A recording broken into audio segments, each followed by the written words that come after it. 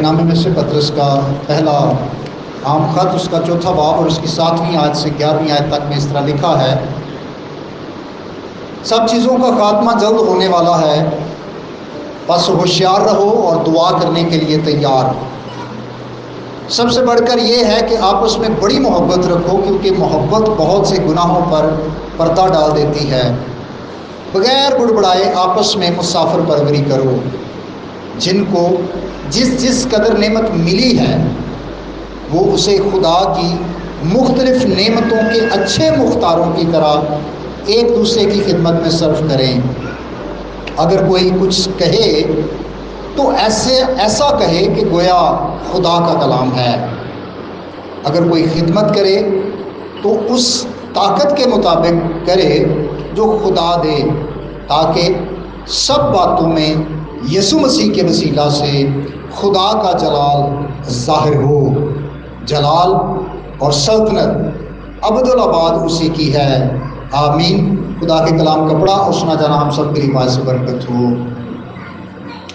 जिस भाई और बहनों, इससे पहले खुदा का बंदा पतरस रसूल कलीसिया को बार बार ये बताता है कि जब तुम एक ऐसे मुआशरे में रह रहे हो जहाँ पर तुम्हें सताया जाता है तो तुमने गैरों के साथ कैसे पेश आना है, या मजलूम होते हुए आपने जालिम के साथ आपका रवैया कैसा होना चाहिए। और वो बखूबी इस बात को बयान करता है कि ईमानदारों की जो ज़िंदगियां हैं वो पाक होनी चाहिए, उनका किरदार बेऐब होना चाहिए, ताकि मुआशरे में से, गैर कौमों में से किसी को भी बात करने का मौका ना मिले। अब खुदा का बंदा पतरस आगे बढ़ता है और वो इस बात को बयान करता है कि जो ईमानदार हैं उनके आपस में ताल्लुकात कैसे होने चाहिए।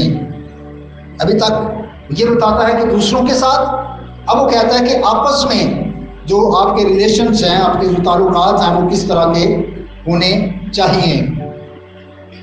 7वीं आयत से 11वीं आयत तक जब हम देखते हैं तो खुदा का बंदा इस बात को बयान करता है कि चूंकि आखिर ज़माना है और मसीह की आमद नज़दीक है, होशियार रहना है।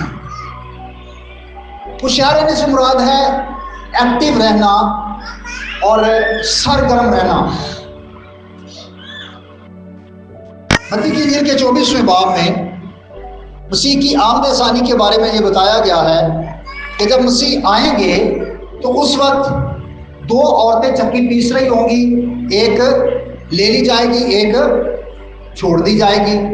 इसी तरह 2 आदमी खेत में काम करते होंगे, उनमें से एक ले लिया जाएगा और एक, अब ये जो छोड़ दिया जाएगा इसका क्या वजह है? मकसद ये है कहने का कि उसने मसीह की आमद के लिए अपने आप को तैयार नहीं किया। वो मसीह की आमद की तैयारी में सुस्त है, वो लापरवाह है, वो एक्टिव नहीं है, वो सरगर्म नहीं है, वो ढिला काम करता है, ढिली तैयारी। वो एक्टिव नहीं है, उसके अंदर मसीह की आमद के लिए अपने आप को तैयार करने का जोश नहीं पाया जाता। और फिर हम मत्ती 25वें बाब में उस तमसील को देखते हैं जो बड़ी मशहूर है 10 कमारियों की। अब 5 जो बादशाही से या उस जश्न से बाहर रह गई, क्या गुनाह था उनका? सुस्ती, काहली, लापरवाही, गफलत का शिकार। वो होशियार नहीं थी, वो एक्टिव नहीं थी, वो सरगर्म नहीं थी, वो हर काम को ढिलिया करते सन। आज भी कई दफ़ा जब हम खिदमत की बात करते हैं, इबादत की बात करते हैं, खुदा के कामों की बात करते हैं, कुछ बड़े एक्टिव होते हैं खुदा के काम में, कुछ खुदा का काम तो करते हैं पर ढिला, वो एक्टिव नहीं होते, वो जोशीले नहीं होते, वो सरगर्म नहीं होते। वो कहेंगे हो गया ठीक है, ना आया था ठीक, चलो वो कहने मुझे कर रहे। तो मसीह की आमद के लिए अगर हम सुस्त हैं, लापरवाह हैं, तो भाई और बहनों हमें होशियार होना है। ये लोग इबादत के लिए बड़े एक्टिव होते हैं, वो टेंथ में आ जाते हैं। कई दफा हम सुस्ती का शिकार होते हैं, हौली हौली कम नहीं हौली हौली करने हैं, खैर हजे गीत ही हो रहे होंगे। हम गीतों को भी कई दफा इबादत का हिस्सा नहीं समझते, और यूं हम चर्च में लेट आते हैं, इसका मतलब है कि हम सरगर्म नहीं है, हम होशियार नहीं है। होशियार जो लफ्ज है, अलर्ट होना, ये सेंस में है कि जब जैसे ही आप खतरा देखते हैं आप एकदम होशियार हो जाते हैं, अपने आप के बचाव के लिए भाग दौड़ करते हैं, कोशिश करते हैं, है ना। और उस वक्त आप अगर ढीले हाथों से काम करेंगे आप खतरे का शिकार हो जाएंगे। लेकिन जो होशियार होता है, एक्टिव होता है, वो खुद भी बचता है, वो और भी कई लोगों को बचा जाता है।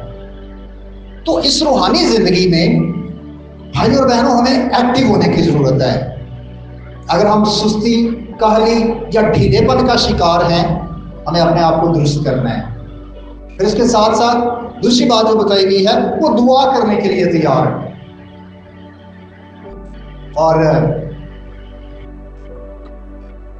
अफसोस कि बहुत सारे मसीही, आम मसीही भी और बहुत सारे ऐसे मसीही जो खिदमत में हैं, चाहे उनके पास क्वायर की खिदमत है, चाहे उनके पास गाने की, बजाने की, लीड करने की, खिदमत करने की, कलाम सुनाने की, दुआ में लोग सुस्त हैं। उनकी दुआया जिंदगी नहीं होती, बाकी सारे काम वो कर रहे होते हैं लेकिन दुआ नहीं करते। वो दुआ करने में सुस्त हैं, वो दुआ करने के लिए तैयार नहीं हैं। भाई और बहनों, इस अखीर जमाने में हमें दुआ को मसीही कहलाना है। हमें ज्यादा से ज्यादा खुदा की हज़ूरी में दुआ में वक्त गुजारना चाहिए। हमारी हर वो एक्टिविटी, हर वो खिदमत उसी सूरत में खुदा के हुजूर बाबरकत होती है जो दुआ के साथ हो। मैं कहता हूं कि कोई भी पादरी साहब अच्छे तो अच्छा भी कलाम सुना ले, अगर उसका दुआ नहीं ना कर गया, कलाम का असर जिंदगी नहीं होएगा। अच्छे तो अच्छा लीड करने वाला भी करो, दुआ करके नहीं ना आया, जिन्हें मर्जी अच्छे लफ्ज बोल लवे, लफ्जों का असर नहीं होगा। असर हमने पैदा नहीं करना, असर तो खुदा ने पैदा करना है, और वो उसी सूरत में होगा जब हमारी जिंदगी दुआया है। जिन्हें मर्जी सोने गीत गा लो, जितनी मर्जी अच्छी प्रस्तिश कर लो, अगर क्वायर मेंबर्स दुआ को नहीं है, वो प्रस्तिश कभी बाबरकत नहीं हो सकती।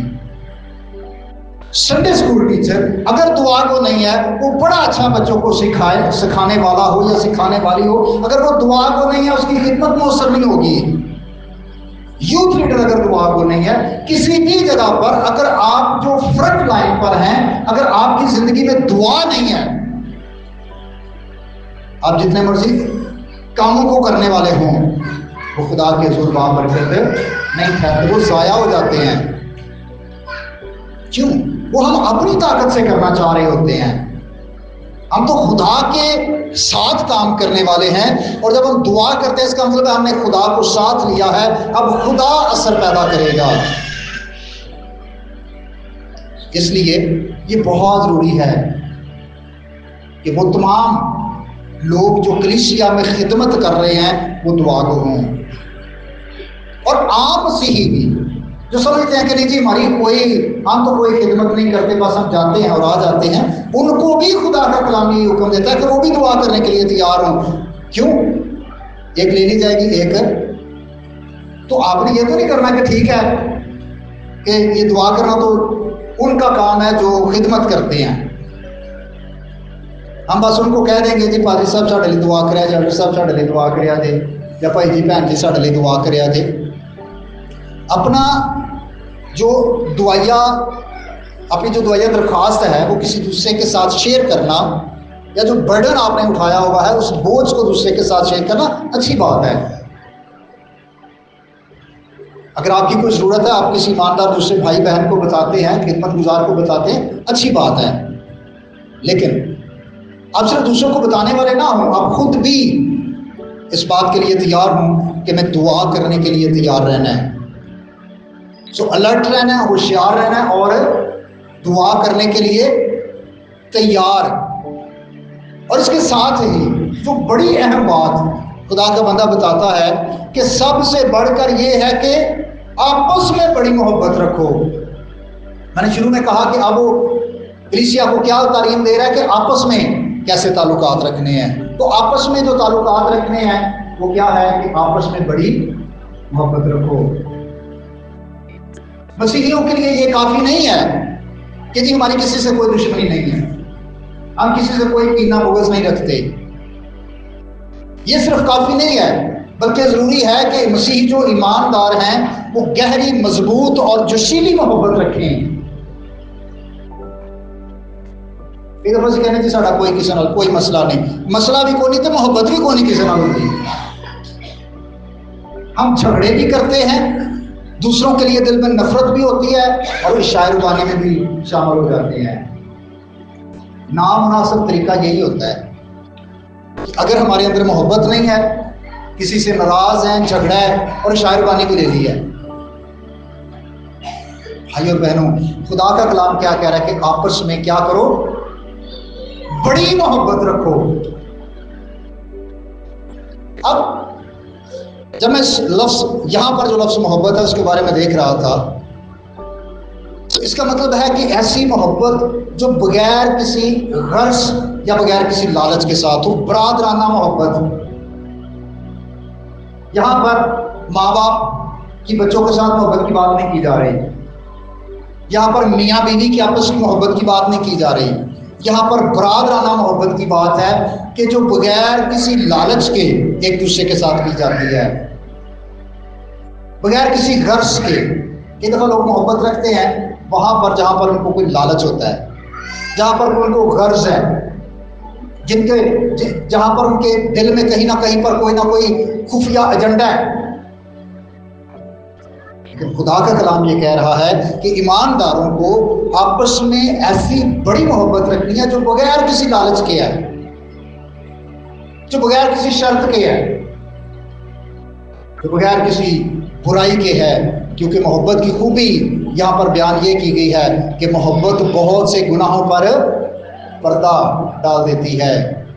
वो कमजोरियों को उछालती नहीं है, वो कमजोरियों का चर्चा नहीं करती, वो गुनाहों का इश्तिहार नहीं देते, बल्कि वो कमजोरियों और खताओं और गुनाहों पर पर्दा डालते हैं। अब इसमें जो समझने की बात है, अब पर्दा डालने से मुराद ये नहीं है कि हम किसी को गलत काम के लिए छूट दे दें कि वो गलत काम करता जाए। आज वो बाइबल मुकद्दस हमें जरूर उसकी काउंसलिंग करनी चाहिए, लेकिन मोहब्बत की ये खूबी है कि वो चर्चा नहीं करती। एक दफा हम समझाते भी हैं, साथ चर्चा भी करते हैं, अगर 10 बंदे हम सुनाने भी हैं, तो ये मोहब्बत नहीं है।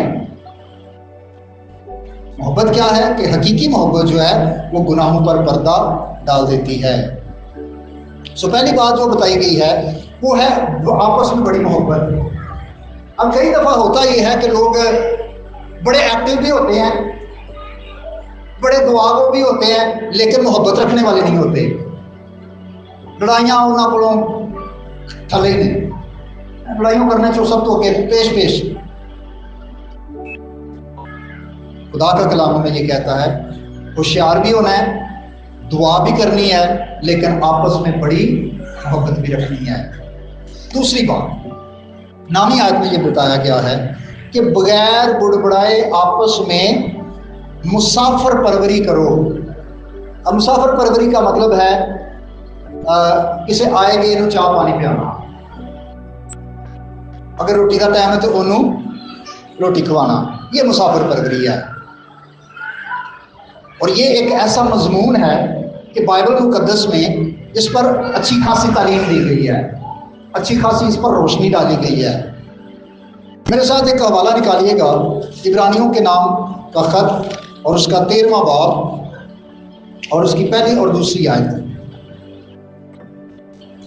इब्रानियों 13वां बाब और उसकी पहली और दूसरी आयत में यूं लिखा है, बरादराना मोहब्बत कायम रहे, है ना, ये जो भी हम पहले बात कर रहे थे। दूसरी बात, मुसाफिर परवरी से गाफिल ना रहो, क्योंकि किसी की वजह से बास ने बेखबरी में फरिश्तों की मेहमानदारी की है। आपको याद है किस शख्स ने फरिश्तों की मेहमानबाजी की थी? बुजुर्ग इब्राहिम ने। उसको पता नहीं था कि ये जो मेहमान आए हैं ये फरिश्ते हैं। वो समझा आम मुसाफिर हैं, गुजर रहे हैं। उसने कहा चले मैं इनकी खिदमत करता हूँ। आइए हम थोड़ा सा तफसील से इस सारे वाक़या को देखते हैं। पैदाइश की किताब 18वां बाब मेरे साथ निकालिएगा।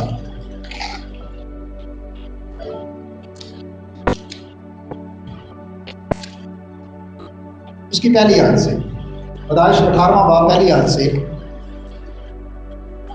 लिखा है, फिर खुदावन ममरे के बलूतों में उसे नजर आया और वो दिन को गर्मी के वक्त अपने खेमे के दरवाजे पर बैठा था। अब जरा टाइम नोट कीजिएगा, ये टाइम कौन सा बताया गया बाइबल में?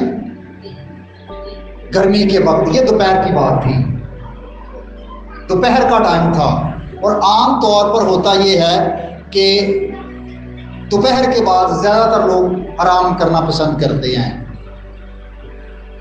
और खासतौर पर अगर गर्मियों के दिन हो या गर्मी का मौसम हो तो कुदरती तौर पर हर शख्स की ये ख्वाहिश होती है कि अभी गर्मी है और दोपहर के बाद तो हमें आराम मिल जाए तो बड़ा अच्छा है, इस वक्त हमें कोई डिस्टर्ब ना करे, क्योंकि ये हमारे आराम का टाइम है। अब ये जो बुजुर्ग है, बुजुर्ग मुकद्दस इब्राहिम,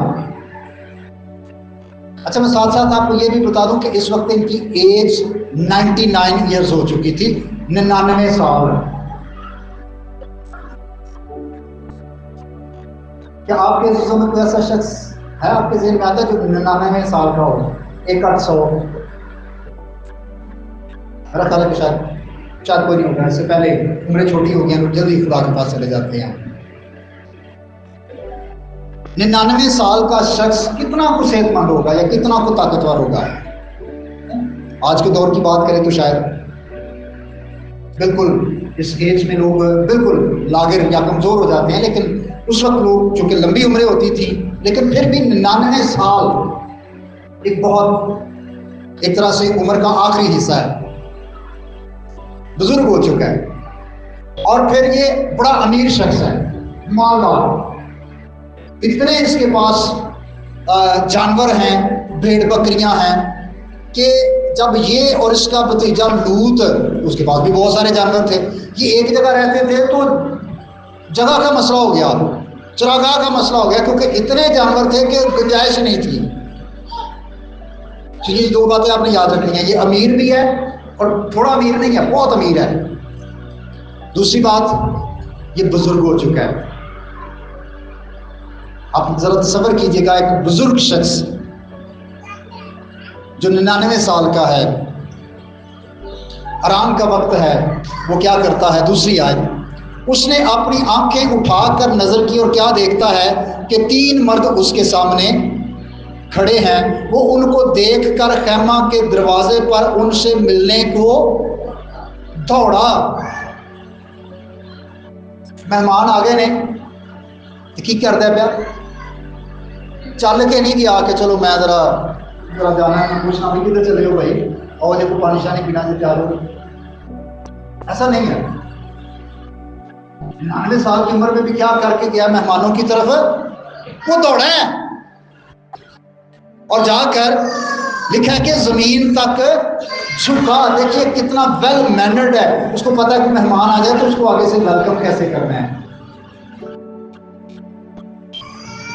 उसके अंदर तहजीब पाई जाती है, मुहज्जब शख्स है, मैनर्स हैं उसके अंदर। आज अनफॉर्चुनेटली हमारे बच्चों के अंदर और हमारी आज की नस्ल के अंदर वो मैनर्स नहीं है। शायद फिर किसी वक्त इस पर बात करेंगे, लेकिन बुजुर्ग इब्राहिम वो उसके अंदर मैनर्स भी थे। उसको पता था कि मेहमानों को वेलकम कैसे करना है, उनकी रिस्पेक्ट कैसे करनी है, उनकी इज्जत कैसे करनी है। जमीन तक झुक कर उनको वेलकम कर रहा है। और फिर लिखा है, उनको कहता है और कहने लगा, ऐ मेरे खुदावंद, अगर मुझ पर आपने करम की नज़र की है तो अपने खादम के पास से चले ना जाएं, बल्कि थोड़ा सा पानी लाया जाए और आप अपने पाँव धोकर उस दरख्त के नीचे आराम करें। मैं कुछ रोटी लाता हूँ। कितनी को रोटी? कुछ रोटी लाता हूँ। जरा गौर कीजिएगा, आगे चलकर हम देखेंगे। फिर कहता है कि आप ताज़ा दम हो जाएं तब आगे बढ़ें, क्योंकि आप इसीलिए अपने खादम के यहाँ आए हैं। उसको यही लग रहा है कि ये मुसाफिर है। कहना थोड़ी देर रुको, आराम करो, हथ पैर धोवो, मैं थोड़ी जी रोटी छोटी का बंदोबस्त करना, तुम आराम करो, फिर खा के फिर चले जाएंगे। और उन्होंने कहा जैसा तूने कहा है वैसा ही कर। अब छठी आयत से, और इब्राहिम डेरे में सारा के पास कैसे गया? बाइबल जिनके पास है जरा देखिएगा, कैसे गया? दौड़ा। लगते हैं बड़े चा चढ़े ने, ये मेहमान नवाजी है कि वो बहुत खुश है इस बात से मेहमान आ गए हैं। और वो दौड़ा हुआ अपनी बीवी के पास, सारा के पास गया है और कहा कि 3 पैमाना बारीक आटा जल्द ले। अच्छा, 3 पैमाने तो मुराद 16 किलो आटा। और मैं देख रहा था, इसके बारे में पढ़ रहा था कि ये उस दौर में जो सबसे फाइन आटा था, जो सबसे बेहतरीन आटा था, उसने कहा वो वाला निकालना है। 16 किलो आटा जल्द ले और उसे गूंद कर फुलके बना। अमीर तरीन शख्स की बीवी सारा। आटा कितना गूंदना है? आसान काम है। बहनें आटा गूंदती हैं, आटा गूंदना आसान काम है, आसान ही है, इतना मुश्किल नहीं है। आप सोच नहीं पा गए हैं, जो रेगुलर करने वाले हैं उनके लिए मुश्किल नहीं है। जिन्हों कभी कभी करना पे तो मुश्किल हो सकता है, या जिसका दिल ना करे उधर मुश्किल हो सकता है। लेकिन 16 किलो गूंदना ये तो फिर बाकी लगता है कि एक मुश्किल काम है। क्योंकि मुझे एक दफ़ा एक्सपीरियंस हुआ, हमारे कुछ साथी जो खिदमत का काम करते हैं अप्रैल के महीने में हसनत दाल बैसाखी के मेले पर, तो हम अपने चर्च की तरफ से उनके लिए खाना पकाते हैं। अब बड़ी गेट से एक भाई थे, वो देग बना लेते थे, हम उनको साथ लिया। हमने कहा देग बनाएंगे, खाना बनाएंगे, बाजार से रोटियां लेंगे, खिलाएंगे और आ जाएंगे।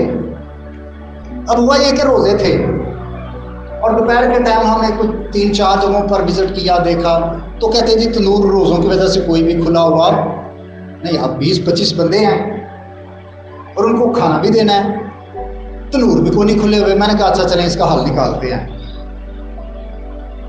तो क्या करें? मैंने कहा अच्छा चलो खुदा को ना बंदोबस्त करेगा, हौसला रखें। मैं पैदल गया, आगे थोड़ी दूर आगे एक दुकान मुझे नजर आई। मैंने उससे कहा 5 किलो आटा दे दें। तो 5 किलो आटा मैंने लिया और मैंने कहा कि हम खुद गूंदेंगे, खुद ही पकाए, खुद ही बना लेंगे, अगर तंदूर नहीं भी खुले कोई बात नहीं। तो 5 किलो आटा वो एक परात में भी नहीं आया, 2 परातें मैंने गूंदी।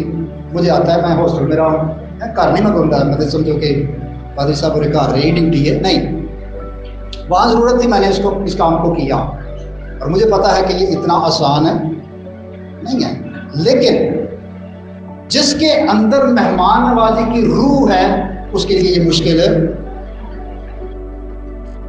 जिसका काम करना देरी ना करे खुद लेते 10 किलो करना में मुश्किल हो जाएगा। और फिर ये कोई आम घरेलू या गरीब खातून नहीं है, अमीर शख्स की बीवी है जिनके पास नौकरों चाकरों की कमी नहीं है। लेकिन इसने क्या किया? इब्राहिम आया, उसके पास कहता है आटा गूंद फुलके बना। फिर उसके बाद 7वीं आयत, और इब्राहिम गले की तरफ दौड़ा। बुजुर्ग इब्राहिम 99 साल का अमीर शख्स मेहमान के आने पर कैसे दौड़े लगा रहा है, कितना खुश है। और फिर क्या लिखा है? एक मोटा ताज़ा बछड़ा लाकर एक जवान को दिया और उसने जल्दी जल्दी उसे तैयार किया। मैं उसके कोड के बारे में पढ़ रहा था, तो उसने उससे कहा कि वो जिसका गोश्त नरम हो वो वाला जानवर। कई इलाकों में जाते हैं, खासतौर पर अगर आप KPK में चले जाएं, कुछ लोग आते हैं लाल और वो जो बूढ़े बूढ़े जानवर होते हैं ना उनका गोश्त खाने के। उसने कहा नहीं, ताज़ा। और नरम गोश्त वाला जो सेहतमंद बछड़ा है उसको तैयार कर। और फिर 8वीं आयत में लिखा है, फिर उसने मक्खन और दूध और उस बछड़े को जो उसने पकवाया था लाकर उनके सामने रखा।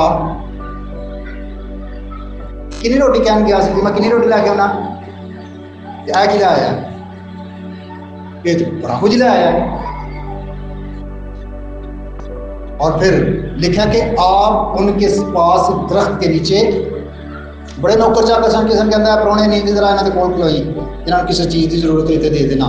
नहीं, बुजुर्ग इब्राहिम ने ऐसा, वो खुद लगता है जैसे कोई वेटर नहीं पास खड़ा रहता कि इनको मेहमान है, इनको किसी भी चीज की जरूरत हो तो मैं इनको दूंगा।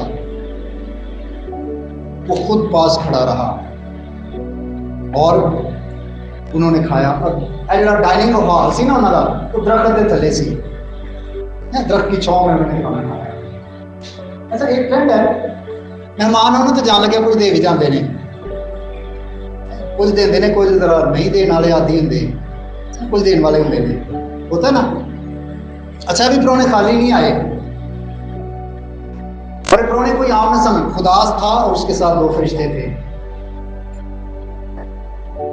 एक खाली हाथ नहीं भाई आए रोटी छोटी खाती चले गए, नहीं, बड़ी खास चीज देंगे इसको।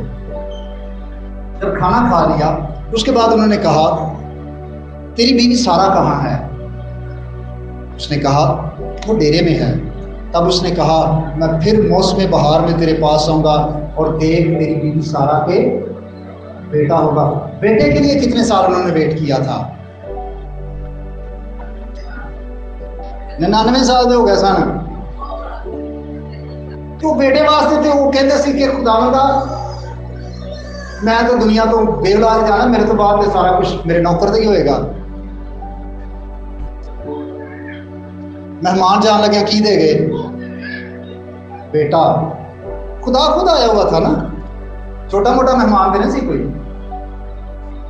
मेहमान नवाजी की बरकत इब्राहिम की जिंदगी में देखिए। खुदा उसके घर में आया, उसने बेखबरी में खुदा की मेहमान नवाजी की, खुदा ने उसे ये खुशखबरी दी कि अगले साल सारा के बेटा होगा।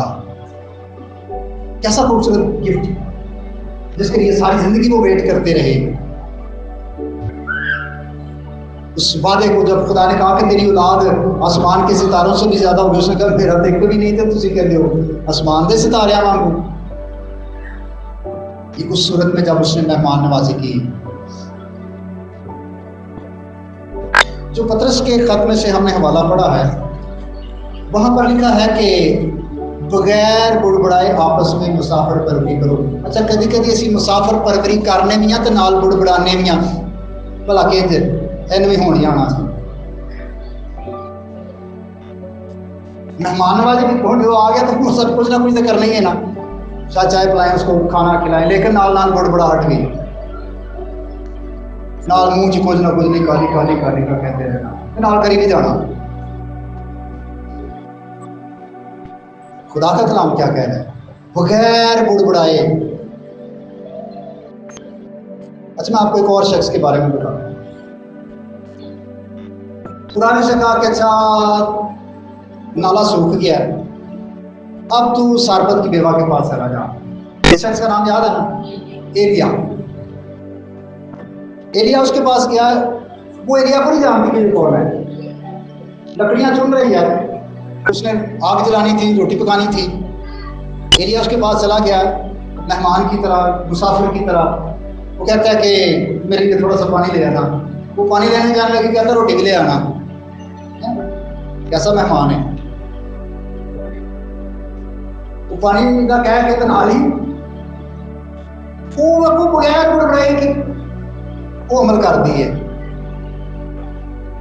उसने बताया, उसने कहा जी थोड़ा सा आटा है मटके में, कुप्पी में थोड़ा सा तेल है, वो खाना है, उसके बाद तो मैं और मेरे बेटे ने मर जाना है। उसने कहा नहीं, जा तो लेके आ। वो ले आए। मेहमान नवाजी की, जानती नहीं है ये कौन है, लेकिन अपना नहीं सोचा, मेहमान का सोचा है, उसको पका के दे दिया। खुदा ने किया कि जब तक काल रहा वो बेवा, उसका बेटा और उसका सारा कुनबा खाता रहा, आटा नहीं खत्म होया, तेल नहीं खत्म होया। अब ये भी कैसा खूबसूरत मेहमान है, एक रोटी के बदले 2.5 साल तक उन्होंने रिज़्क़ ही नहीं खत्म होने का। लेकिन इस बात सिर्फ यहाँ पर नहीं रुकी थी, उसके बाद ये हुआ कि उस बेवा का बेटा बीमार हुआ और वो मर गया, और एलिया ने उस बेटे को जिंदा किया। ये है मेहमान और मेहमान नवाजी की बरकतें। बेटा मर गया, एलिया ने उसे जिंदा किया था। भाइयों बहनों, बतौर मसीही खुदा का कलाम हमें ये भी कहता है कि हमें आपस में मुसाफिर परवरी और मेहमान नवाजी करनी है। मैंने अपनी ज़िंदगी में इसका तजर्बा किया है, आपका भी तजर्बा होगा। बाज़ औक़ात हम खुदा ने वसाइल बड़े दिए होते हैं, कमी नहीं होती, लेकिन दिल का माड़ा, दिल का कमज़ोर। और मैंने ऐसे भी लोग देखे हैं जो शायद माली लिहाज से इतने मजबूत नहीं होते, कमज़ोर होते हैं, गरीब होते हैं, लेकिन उन्होंने घर को मेहमान आ जाए उन्होंने चाह ही बड़े कर देने, वो अपनी हैसियत से बढ़कर कर रहे होते हैं। तो कई सारा कुछ होने के बावजूद भी उन्होंने हिम्मत ही नहीं पैती। खुदा का कलाम ये कहता है कि बगैर बुड़बड़ाए आपस में मुसाफिर परवरी करें। मुझे याद है जब हमने खिदमत का आगाज किया तो हमारे एक बुजुर्ग पादरी साहब ने हमें ये सिखाया, मुझे और मेरी बीवी को, कि अगर किसी ने सादा पानी नहीं पिलाना है ना, तो वो भी खुश अखलाकी नाल, किसी ने चाय पिलानी है तो खुश अखलाकी, मत्थे ते वट ना होवे तुहाडे, किसी ने रोटी खवानी है तो खुशी ना, जेड़ा टाइम है, जिस तरह का मौका है। अगर आप ये सारा कुछ भी करें और आपके चेहरे से पता चल रहा हो कि बंदा खुश नहीं, तो इसमें खुदा खुश नहीं होता।